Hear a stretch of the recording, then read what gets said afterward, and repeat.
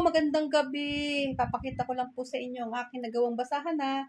So ngayon ito po ay 7 bundle po na ganito. So ngayon meron na pong gustong bumili kaya ipinaking ko na po siya. So pipick upin na po siya bukas. Ito po ay nagawa ko ng halos 2 days, 2 days at mga 2.5 day.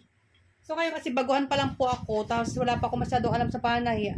Mas try ko pong subukan ang basahan kasi mas madali po siyang gawin. Yan po. Oh.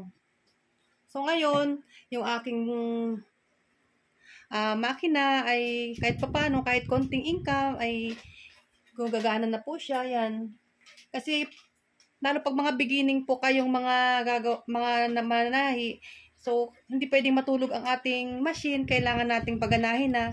Yun po ang naisip ko basahan, mas madali siya. Kasi mag-wait pa po ako ng month kung kailan ako makakapasok sa TESDA. So, ito muna ang aking binigyan ng oras habang nag-iintay ako ng enrollment. So, ito po. Kaya, yun, kahit konting kita, at least, umaandar na siya. Thank you!